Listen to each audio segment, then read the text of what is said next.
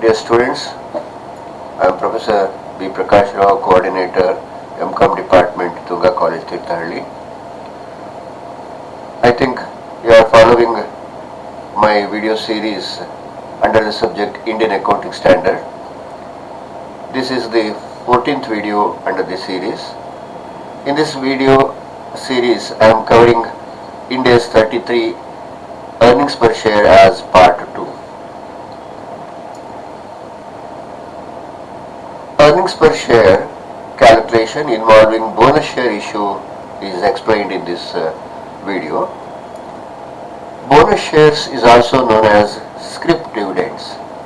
It involves the issue of shares without any consideration. That means from the shareholders no amount is received from the company. Bonus shares do not change the resources available to the entity for that sake, and there will be no return to the shareholders, but it just increases the number of shares. The effect of change in number of shares is reduced EPS without any impact on actual earnings of the company.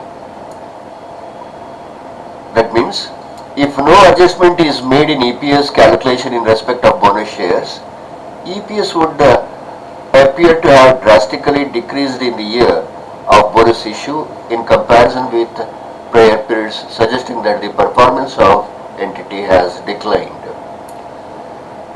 If, for example, in the current year if bonus shares are issued, compared to previous year, the EPS in the current year would decrease because in the current year bonus share causes increase in the number of shares. In order to facilitate a valid comparison of EPS, the bonus issue is adjusted in the year of issue as well as in the comparative prior periods as though the shares had been issued from the beginning of the prior periods presented. That means the EPS would drastically reduce because of the bonus issue in the year of issue. Hence, to make a comparable presentation in the previous period itself, it will be deemed that bonus share had been issued.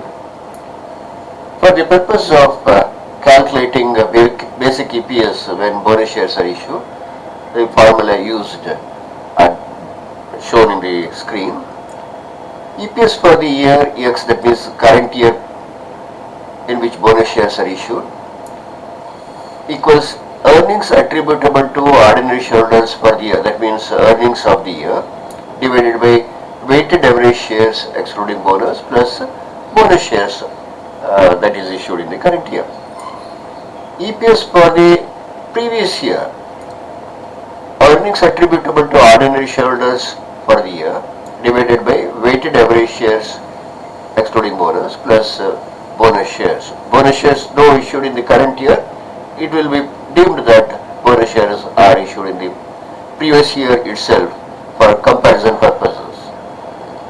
Where weighted average shares equals number of shares at the start of the year plus shares issued for consideration, that means shares issued for cash or consideration, into time apportionment. For example, if the shares are issued after 6 months in the financial year, the weightage of that share will be 6 months only.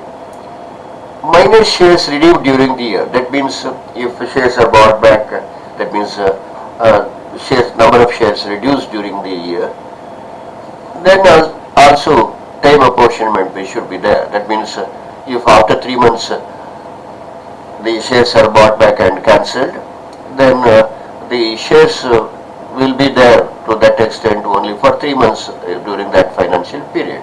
So this makes the calculation of weighted average shares, and for that bonus shares should be added. It is both for current year and for the previous year. I have taken an example to make the point clear. ABC PLC refers to a public limited corporation which has a year end of 31st December 2019. It issues 1 bonus shares for 4 existing shares on 30th June 2019. Please note that the year end is 31st December. The following information relates to ABC PLC. Ordinary shares as on 1st January 2018 stands at 4 million. Earnings attributable to ordinary shareholders for 2018 5 million, for 2019 also 5 million.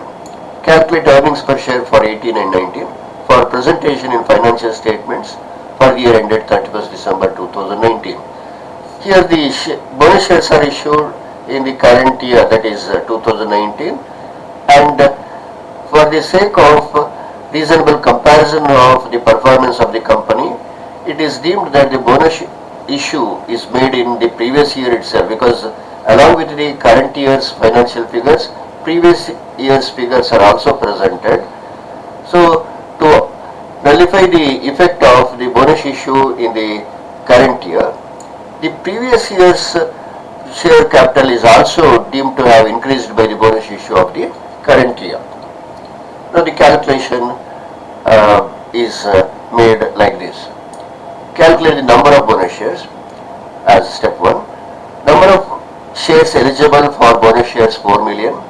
Number of bonus shares 4 million into 1 divided by 4. That means 1 bonus shares for 4 existing shares. That makes bonus shares 1 million. As step 2, calculation of weighted average shares. Here there are no other transactions with reference to shares other than the issue of bonus shares.